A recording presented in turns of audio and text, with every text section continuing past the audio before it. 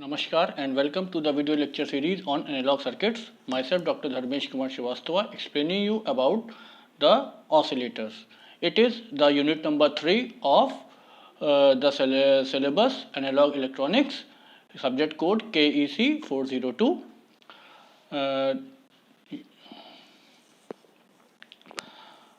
Now I shall explain about the oscillator. What is oscillator? Oscillator is defined as an electronic circuit. It is defined as an electronic circuit that produces a periodic oscillation, normally a sine wave, whereas it also produces the non-sinusoidal oscillations also, such as triangular wave, square wave, etc. So on the basis of this, the oscillators can be classified as the sinusoidal oscillators as well as the non-sinusoidal oscillators. In this lecture, I shall give you an introduction about the oscillator. So what is the next is the basic principle of the oscillator. The oscillator basically works on the principle of Barkhanian's criteria. What does this Barkhanian's criteria says? It says that the magnitude of the product of the open loop gain A and the feedback gain beta should be unity. That is, mod of A beta should be greater than or equal to 1. Whereas the second condition says that the phase shift around the loop must be of 0 degree or 360 degree. So these are the two conditions that are used for the oscillators. Now the next topic, that is the advantages of the oscillator. The advantages of the oscillators are: number one, it is a non-rotating device, means there is no mechanical device for the oscillation production of oscillation, whereas the frequency of oscillations can be easily varied over a wide range, means we can vary a frequency range of frequency from low frequency to the higher frequencies. Next we come to the effect of mod of A beta, that is the product of the open loop gain and the feedback gain on the oscillator.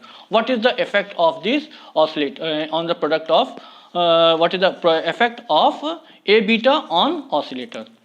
If mod of A beta is less than 1, then the oscillations are called as the underdamped oscillation, and the oscillation will be like this, means their amplitude is decreasing with respect to the time. As the time increases, its amplitude decreases.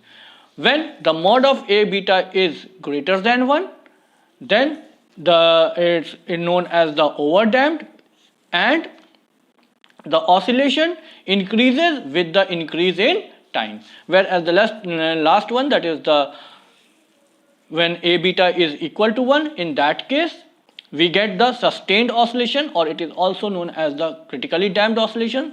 In this type of oscillation, the amplitude of oscillation remains same over the entire duration of time.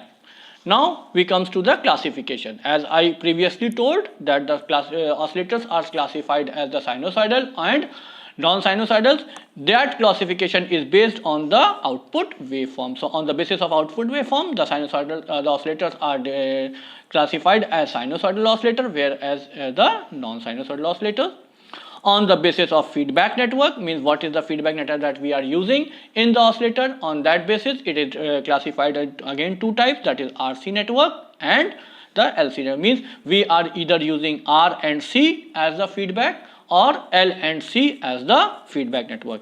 On the basis of frequency, they are classified as the low frequency as well as the high frequency oscillator. In the category of low frequencies, we shall explain discuss about the Wien bridge oscillator, RC phase shift oscillator, whereas in case of the high frequency oscillators, we shall discuss about the Hartley, Colpitts and Claps oscillator. So I hope you will quite familiar with the introduction about the oscillator. In the next lecture, I shall explain about the analysis and working of the Wien bridge oscillator.